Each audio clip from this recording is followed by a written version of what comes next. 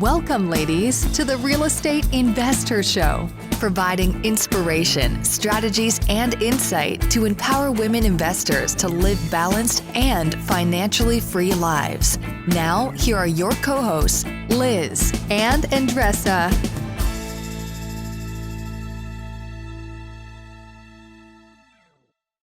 So in today's episode, ladies, you are in for a real treat. We have the pleasure of interviewing Stephanie Parris. She's the owner and founder of Guardian Accounting Services. And we get into the nitty-gritty of PPP loans. And we do it in a really interesting way. We go through examples. What is it?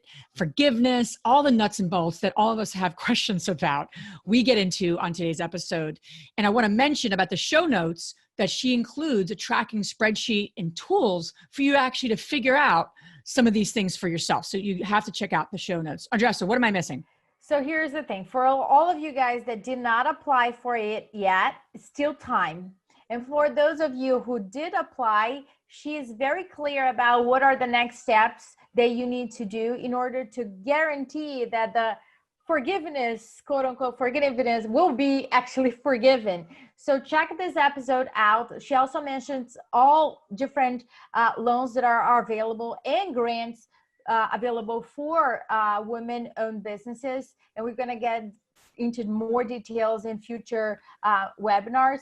So check it out, this episode. It's so important for you guys to know this now. And that's why we do this, just to serve you and to make sure that you are growing your business and make sure that you get the support that you need. Enjoy the episode. Investors, as we all know, financing deals in today's market can be a bit challenging at times. If you're looking at funding your next real estate transaction, we are so excited to introduce to you Fund That Flip. Fund That Flip is a lending partner dedicated to grow your real estate investment portfolio.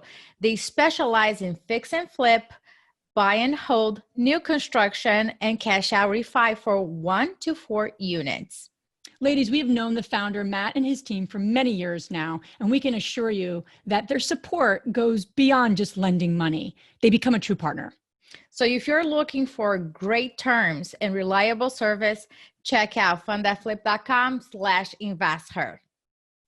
Welcome back, ladies. This is Liz. And this is Andressa. Welcome back to the Real Estate Invest Her show. Have to emphasize her. And we're so excited to have you back on. We are on a very big mission to empower women living a financially free and balanced life. And we just need to keep saying that on every episode. And thank you for listening. Thank you for being back for another episode here.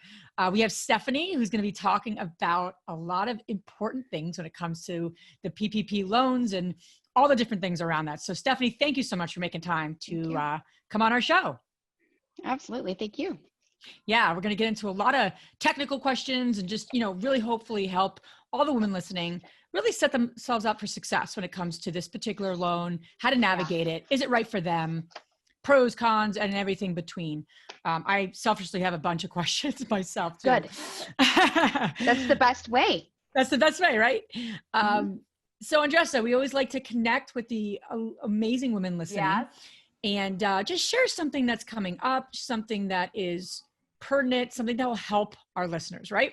Yeah, what's going on? So, we're coming off our virtual summit. We just had our first virtual summit, Investor Summit. Are you recharged? I am recharged. It was an intense weekend. I was so tired, right, Andressa? We were all really tired. Yeah, it's like I felt that I travel across the world and spend a night out. That's how I felt. I was like, we had so much pass out. There's two things I want to share. That we had so much positive feedback, and not everything's going to serve everyone in life, but we really heard from everyone that they appreciated all the details, the small things.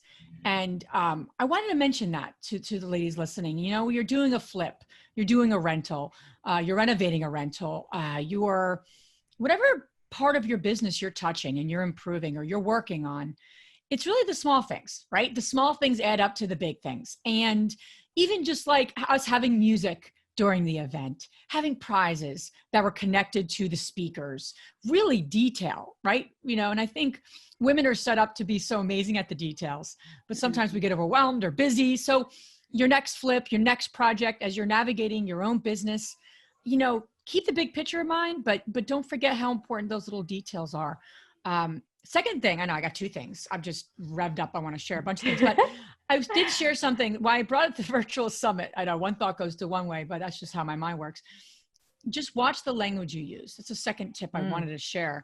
And something I shared during the virtual summit, and I've been watching myself, instead of saying but, use the word and. And I often do that, like, but, you know, and it's not empowering. It's not setting, it's like almost like a negative after that. So it replaced but with and. I'm just going to read these. Replace have to with want to or choose to. Because I say I have to go to work. Well, it's my own business, right? I don't have to go to work. I choose to go to work. I choose to work on all these things. Yeah. And I want to, right? And I want to. So it just feels a little better. It feels like, you know, exciting. Instead of saying that's impossible, say it has not been done yet. So I just like that shift. I wanted to share that. That's really what I wanted to share. But then I brought up the virtual summit and I thought about the details. So I had a couple, you know, things to share with all you amazing women listening. And I, you know, and everybody that I talk to and I say, hey, you are excited about it. You are empowered to do it.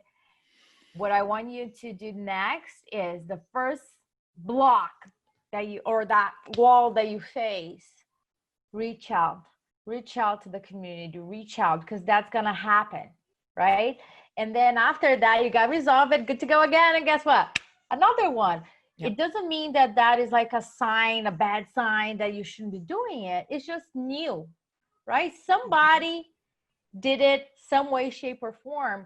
So really reaching out to the community. And if you are feeling overwhelmed, express it.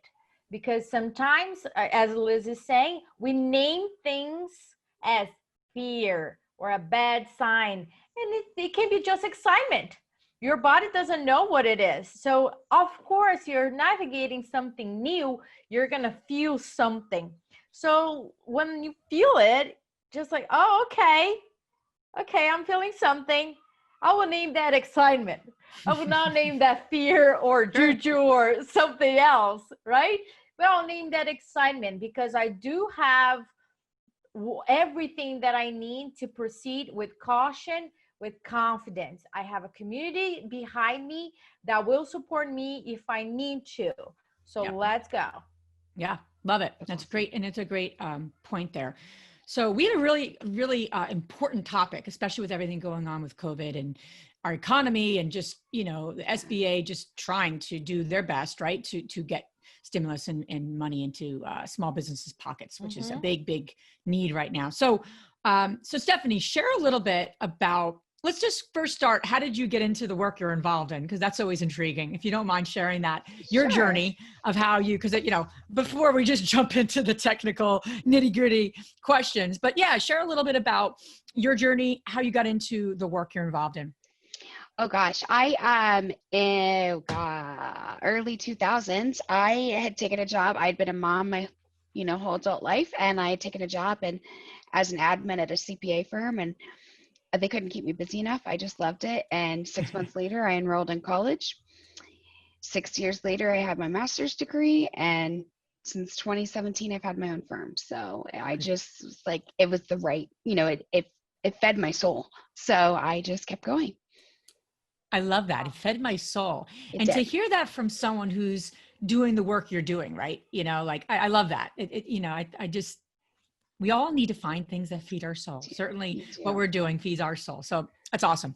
So, okay, let's get into PPP loans. And if you can like start with the basics, what it is, who can take advantage of it. And then we have a lot of like kind of technical questions, but let's go as though, you know, the women listening know, you know, a little bit about it, but let's go with the basics first, if that's okay.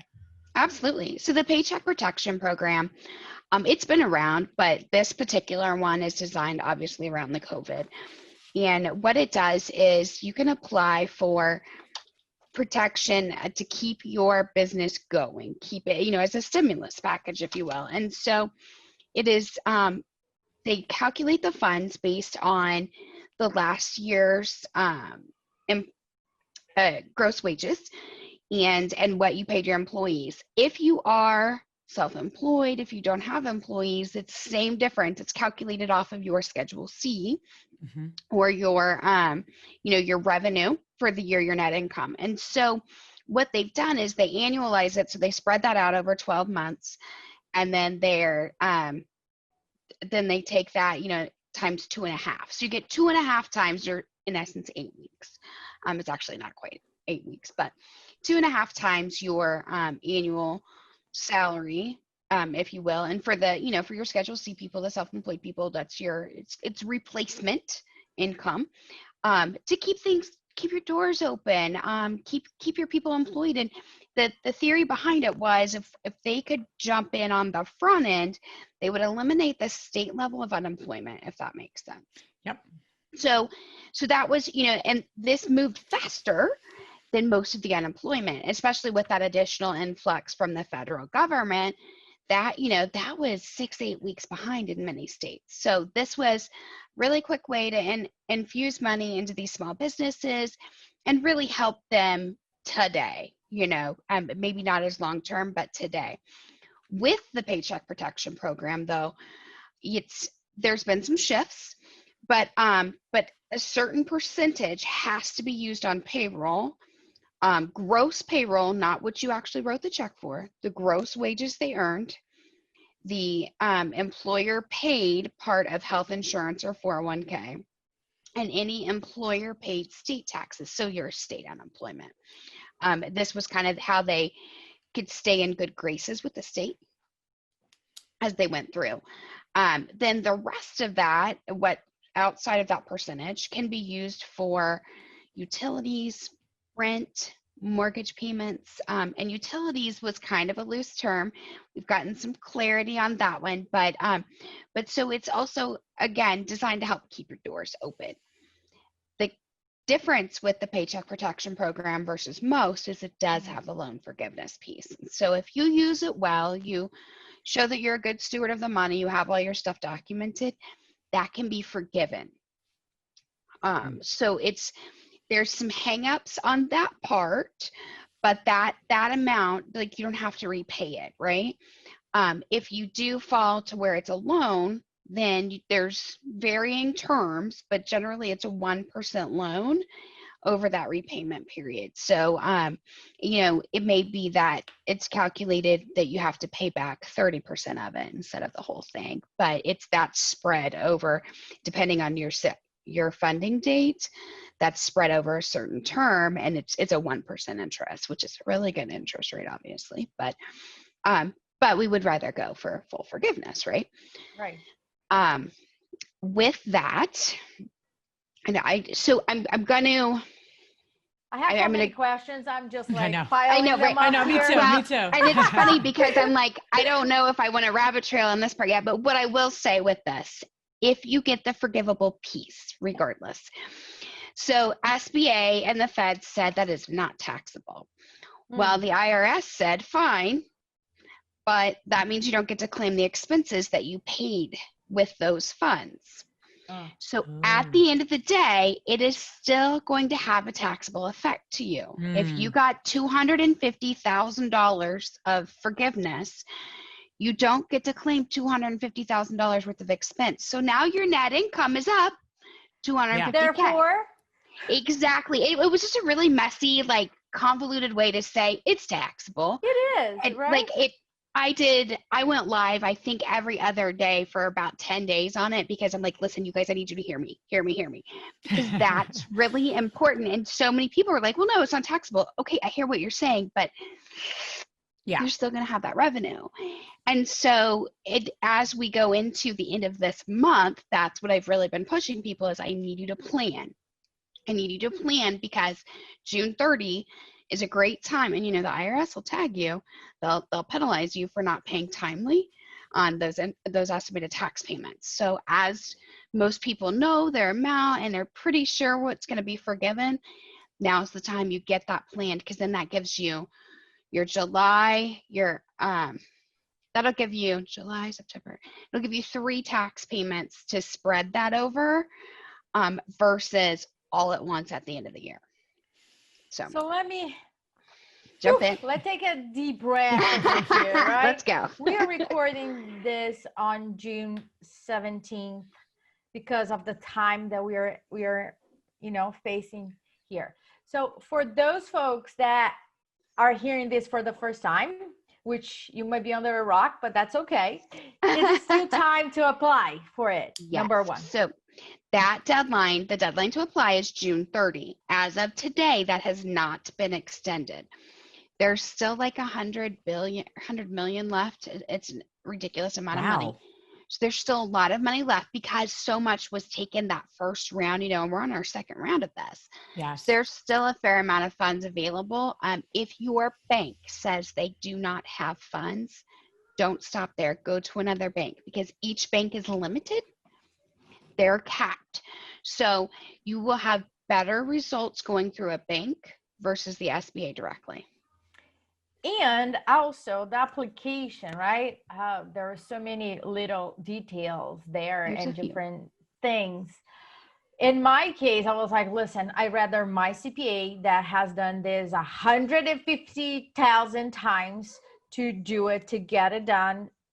Yep. Or you say, listen, you guys can do it on your own. And I just in my case, I want to avoid the back and forth or missing an item or something and then delays even more. So in your case, have you seen your clients apply on their own, or are you applying? What are you seeing right now, the pros and cons of doing that? That's a good question. I had a few clients in the beginning do it themselves. As we were talking about it and stuff, and their bankers actually came to them. They're generally with a smaller banks. They're like, hey, let us just talk you through it, which was great. Otherwise, it's been mainly I've worked with people to do it. I actually partner with a local nonprofit as well to help businesses of color and minority owned and female owned businesses get some PPP funding. So, I go in, help them walk through it because I've done it at this point. Like you said, it takes like an hour at that point, right? Because you've done the homework's on you guys. If you know that checklist of what you need, you can put that together in no time.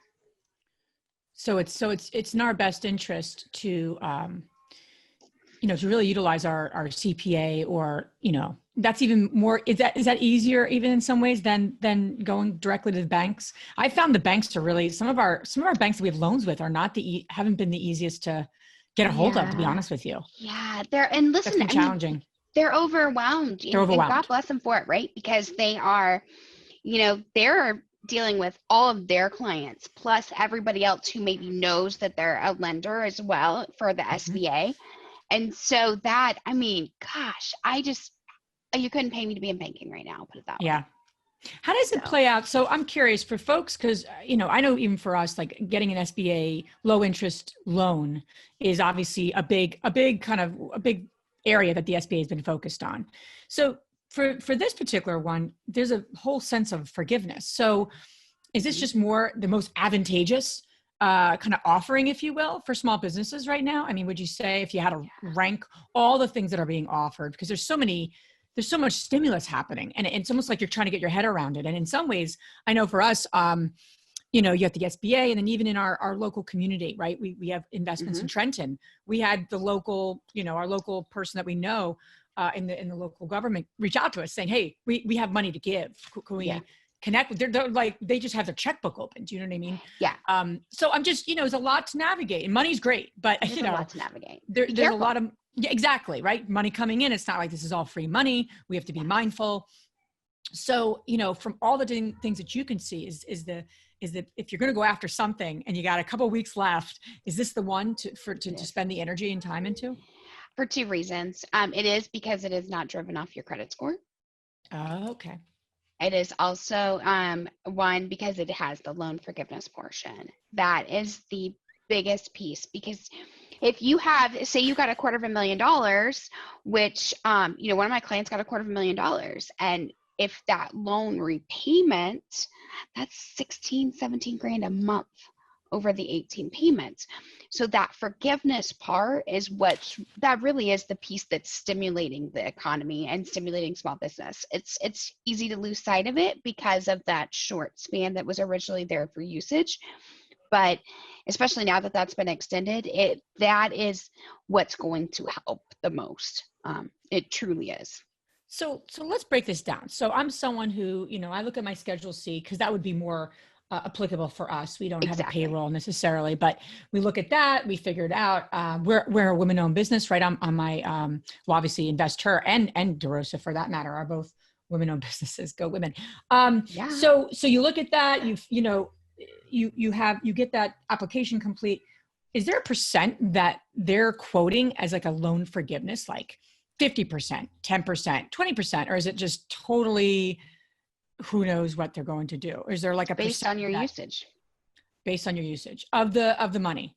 Yes. Okay. So but how did they track that, or do we need to have the tracking spreadsheet and send it to them? Is that how they're going to calculate that? So the onus is going to fall completely on you. And I will share, I will email the both of you afterwards. I do have a tracking spreadsheet that's really broken down to make sure that it makes sense for people. But so the ownership falls on you. You will have to support it with either your, you'll have to support it with your tax return if you're Schedule C. If you have employees, you'll use your payroll reports. But any of the expenses you paid with those funds, they want to see it. They want to see that proof to go with it. And so if you give them the tracking sheet and all of your stuff in a row behind it, all in order, then they have that ability as long as you're falling into the percentages correctly, which it is down to 60%. So you only have to have 60% of that has to be used for payroll for the forgiveness. If you fall below the 60, none of it's forgiven. So it went from 75 to 60. Let's pause a minute there, right? In many cases of all of us that are listening to you right now, there's no payroll. Exactly. It's us. It's a good all question. of us. So how does that play? So because you guys are actually in the coolest spot with it, because if we take it based off, it's driven off of your prior year tax return and your net income, right? So they calculate the 850 seconds. So 8 weeks, they calculate of that as what you would have for the loan criteria. You guys you're in that position where that's your payroll. That's your payroll replacement. So as long as you segregate the fund, like I recommend everybody segregate the funds when they come in, but then you show that this would be week 1, this would be week 2 on your tracker based on prior year. You just move that over. I would not do it in a lump sum because it doesn't look as presentable with the lenders and the SBA. But everything will be reviewed. It may take several years, so it just for your protection. Even if you did it like every other week, but go ahead and pull that over, and then you can show that this was. You guys are the most cut and dry, because you don't have all the other, moving pieces. So you're saying, so let's use numbers, because that's how I learn anything. Yeah, I can't, it's hard for me to talk because I get really confused. So like say for argument's sake, net income last year was 100 grand. Let's just use 100. 100's a nice term, right? And then, so that's the net income. And like you're saying, there's a tracking spreadsheet. Mm-hmm. So that money comes in, I apply, I do the steps. My net income proved there's 100 grand. Say I get approved for this loan for 2.5, right? So 250,000 times. No, 2.5 of the 100. Yeah. So if you take that 100, the way they'll do it for self-employed is they're going to divide it by 52 weeks. Then they're going to multiply that by 8. So that would be, I would say for round numbers, I would say 15,500. So, okay. So if my net income is 100 grand, the loan that I would probably get would be around 15,000. Mm-hmm. Got it. Yeah. Okay. And then that 15,000, you will draw 8 payments. I would recommend 8. I mean, again, you could do it every other week, but it just, it's easier for tracking, and it presents better when you present with the lenders for your forgiveness packet. So, and then in terms of the forgiveness piece, what percentage of that, so we're going to use real numbers, that 15 comes in, about what percent is actually forgiven? For you guys as Schedule C, it would be 100% of it. They will forgive 100% of it, yes.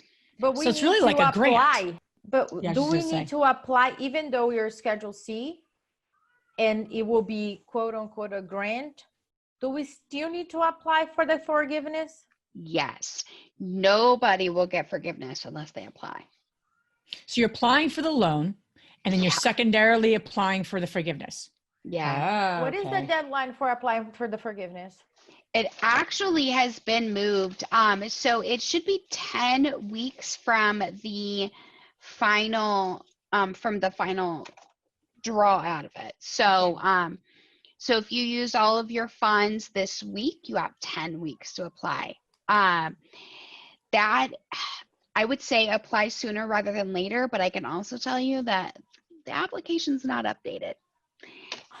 With the changes that happened on June 5th, the application still has not been updated.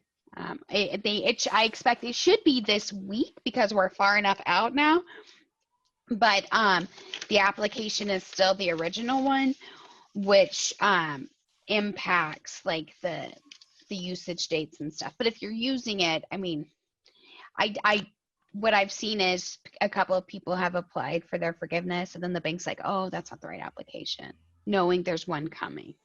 So yeah, yay. Oh boy. So there's two steps to it. Yeah. So another thing that, we've been talking about PPP loans on our Facebook community, and some of the business owners that are also real estate investors, but have a business itself, like a restaurant. There was like a discrepancy, right? Because they were approved for the loan, and they need to use that for payroll. However, in Pennsylvania, we're not open. So they couldn't apply it because we are not open. So how are, I don't know if there are any amendments to what was done first, but where are we at with that part? So on June 5th, this is where it gets really meaty. On June 5th, that was extended. So instead of 8 weeks, it is now extended to 24 weeks, unless that runs into next year. So it's December 31st or 24 weeks, whichever is a shorter period. So that part.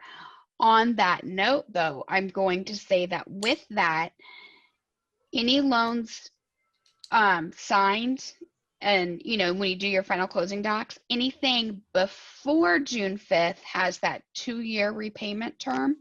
Anything June 5th or later has been extended to 5 years. Oh. So that's messy. I dislike that because so many of the larger loans occurred early. There's still some people in the Senate and the Congress fighting that, but that was changed from what was released as far as the recap prior to the president's signature versus what was signed. So something changed in that timeline. How does this play out? I'm thinking about, again, myself selfishly, but I mean, how does this play out with multiple LLCs? You got a lot of women listening who, might have one property and one LLC, and then so how have you seen with, especially in the real estate investing realm and small business owners like ourselves, having multiple LLCs? Can you apply for each company, or is it rolled into one? I mean, how does that work? No, so if you can apply for each company because each LLC hits a different Schedule C, right?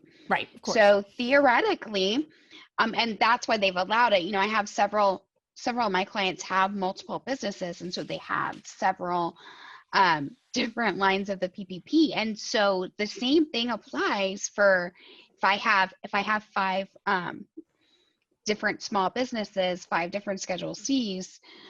I feel bad for your tax preparer, but if you have 5 Schedule Cs, then you you could really apply for a 5 of the, because I mean, it doesn't negate the fact that all 5 of the businesses were likely impacted. Sure. From a, what's the con of that? Like, is there any con that Paperwork and tracking. Yeah. And I will say the other con to that is, has a Schedule C. It all flows to your personal tax return. So if you have, think about if you have 5 $10,000 loans forgiven, that's an extra 50 grand of revenue that's coming to you personally on that tax return. So you need to think about that tax impact, that 50 grand. Yeah, and that's why it's so important to be going probably that now you've just completely reiterated why your banker's not going to know all this. They're not going to know. They're not. Exactly. They're not gonna And know it's okay if you go to your banker, but talk to your CPA. If you don't have a CPA, get one. Oh, absolutely. Yeah, I mean, then he or worth she the weight in can gold. really look at the whole picture. Yeah. The banker will not know that. That's right. Absolutely would not know. Absolutely. No. Especially if you have multiple. I mean, you just got my wheels turning because we have multiple different LLCs, Oh, multiple different buildings, and Banks. multiple banks. Yeah. And it's like, whenever we do anything, we're like, we call our accountant and just like, Jason, we have, this chunk of money coming in. We want to legally deploy in the right way. Leverage your opportunity. Leverage, so we could all just pay as little tax as we can. So I have legally, a of question. course. I have a question for those folks that do have employees, right? So they maintain the employees there. Again, sometimes they had to adjust the salaries. I think, they could keep it at, if I'm not mistaken, correct me if I'm wrong, 75%. They can reduce the salary reduction. Correct. When do they need to get back to the full 100%? That's a good question too. So originally it was June 30, but because of that bill that was signed on June 5th, it is extended to 12/31. So they actually, as long as you've restored your full-time employee headcount and your salaries, anybody who had a pay cut got it back by the end of the year, you are good. I want to pin in that though, in that as we talk about the forgiveness of the PPP, if you got that EIDL, the EIDL grant, that up to $10,000 that a lot of people got, which is the Economic Disaster Injury Loan, which is also an SBA thing. If you got that grant in any way, shape, or form, it will reduce the total amount forgiven of the PPP. So I want to make sure that we're clear on that. So if you've got a $15,000 PPP loan and you've got the $10,000 EIDL grant, now you do have to pay back $10,000 of that. Makes sense. Yeah. Yeah. It's a little messy. Stimulus, the personal stimulus. That's not the personal stimulus. That is not the personal. Okay. This is the business. Okay. I wasn't correct. Yeah. And it's called the Economic Injury Disaster Loan. And it is that is always around. That is available. So like Hurricane Katrina, anytime that FEMA or the government declares an area or a time, a disaster, then people are eligible for that loan. The thing is, that one is driven off of your assets. It's driven off of your credit score, your debt to income, all of those things. It does have that initial grant piece that's up to $10,000. Usually that doesn't pose a huge problem for people, but with the Paycheck Protection, because of the way that everything was designed, it does make sense that you can't you can double dip, but it can't all be forgiven. Yeah, that totally makes sense. Yeah. The women listening, they're like, I got to apply. Time is of the essence. Yes. Before they call their CPA, like what would be a few things to suggest to them? Like get this in order, and get this in order. Because that they're going to have to get things in order, right? Obviously. So what would be some, simple suggestions for the women listening that want to take action? Absolutely. So if you're Schedule C, the most important thing is you need the Schedule C you're applying for. A copy of the most recently filed Schedule C. It doesn't have to be your entire return, but you need that piece to go with it. You're going to need a certificate of good standing from your Secretary of State in the state that you're in. And then you need really the application. So Schedule C is probably the least amount of stuff that has to go with it. if you are, your lender may have an additional application on top of the SBA. Some of them do. So if you have employees, though, that's when you have to have a little bit more information, because you'll have to have your the payroll reports. Yeah. For the last 12 months. And so that'll be really important to have. That's really the main. If you have any insurance benefits or anything like that that go with that, you'll want to make sure you have that available as well. Most of your lenders have a loan calculator. It's an Excel template that was presented from the SBA, and it'll help you calculate. You'll put the data in the second sheet, and it'll help you calculate how much you would get. I have a copy of that I can share with you ladies as well, just to that you can kind of see it and play with it as well. Yeah, that'd be great. And you could even use your own numbers, especially if you have multiple LLCs and what makes sense. And then obviously talking and definitely talk to your CPA, because they're going to know the tax implications more than the banker. Yeah, it's a great suggestion. Sure. You've been so helpful. I mean, this has been amazing. Andressa, you have another question you're burning to ask? I just have one quick question. All right, one quick question. Sorry. You mentioned before about the utilities, that they did clarify that. Can you talk a little bit more about what exactly, because when we say rent, mortgage, were they referring to the rent for that LLC or for other rents, personal? Good question. It just was very broad. It was terribly broad in the beginning. In fact, Who did that? Oh, come on. Did they talk to, I feel that nobody talked to business owners really to really understand the need and how things are. No, I'm going to say a bunch of executive men did it, because if you know that let's ping it on them. Let's ping it on them. It's the details piece that's missing, right? We were just talking about the details are so important. I believe that wholeheartedly. In the beginning, some of the comment, and even I've still seen some of the blogs that were like, oh, you can use it for equipment payments. No, for the love of Pete, stop. So the rent is the rent for that particular business, your restaurant rent. Your building, the mortgage piece is only the interest, is not the entire mortgage payment, which is really important because that's caught some people already, right? But so as far as the utility payments that are covered, it is electricity, gas, water, telephone, and internet access. So it's become a bit more specific. Originally, it was kind of a little off. It's basically a business utility payment. If your business has trash service, for example, you could wiggle that in there. If you can avoid it, I would avoid it. But there's also this very vague transportation. Yeah, what the hell is that? Yeah, I know. The funny thing is nobody can give any guidance on it. Nobody's given any guidance. Because I'm like, that could save some people. So that's what I really latched onto and started digging. There's not guidance from the SBA, the IRS, nobody. Boy. In that case, avoid it.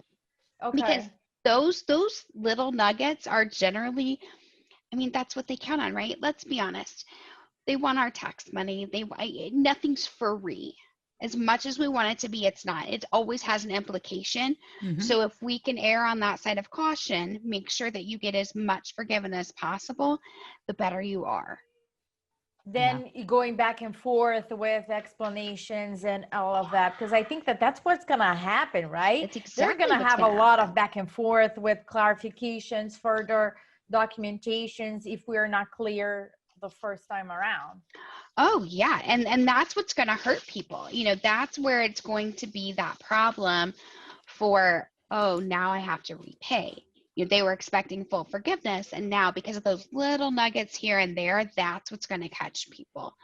One thing I want to remind you too is on your net income as a Schedule C, it's got that $100,000 cap, just like the wages did for any employee. So the max one person can get is that $15,385. So we just calculated it based on a minute ago on that 100,000, right, which when we round up, it is $15,385. But that, so as a Schedule C, each Schedule C, you're going to max at that dollar amount. They won't if they give you over, that's the max amount you can use for payroll.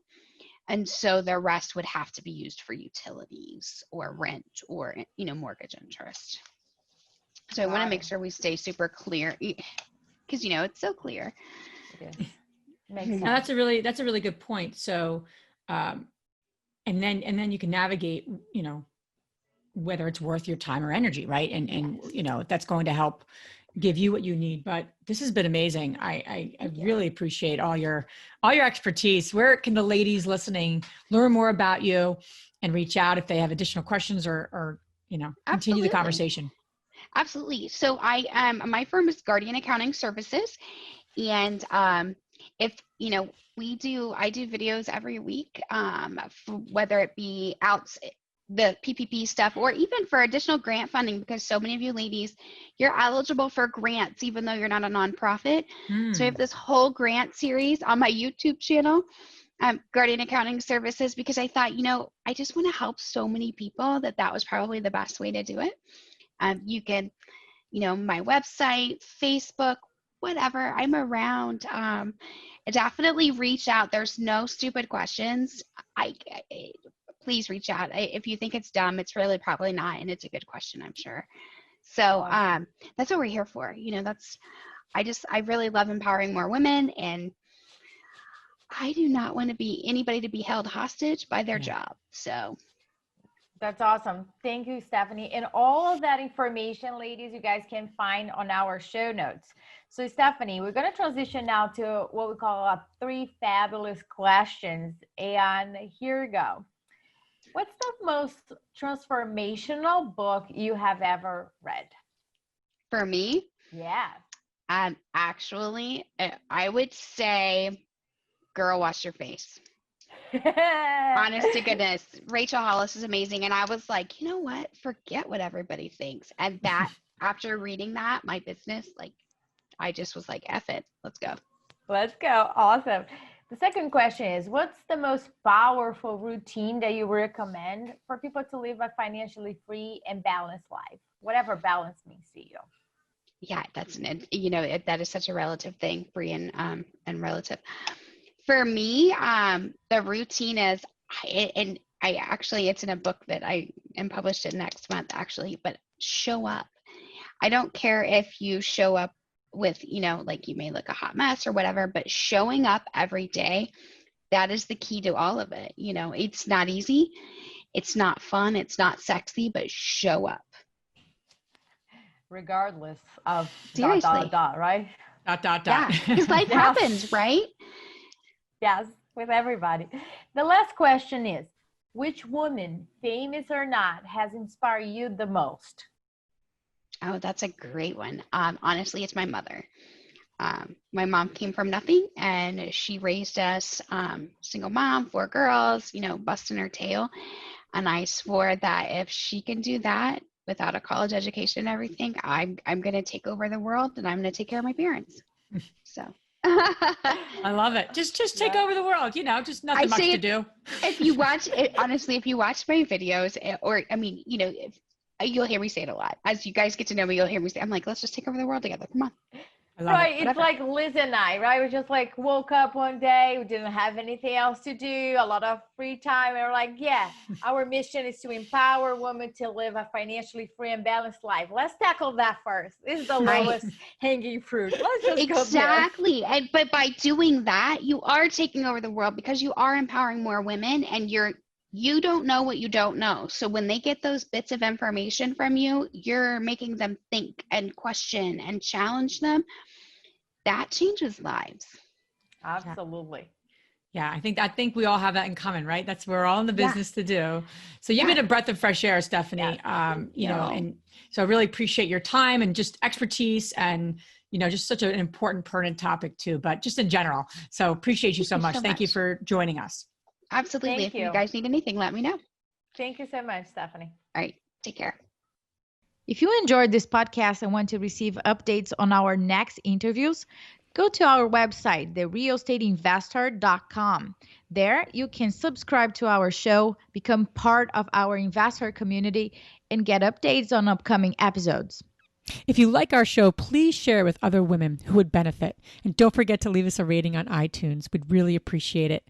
And as always, we encourage you to take one action as a result of today's show and put it into motion so you can live both a financially free and balanced life. Thanks for spending time with us. Ciao.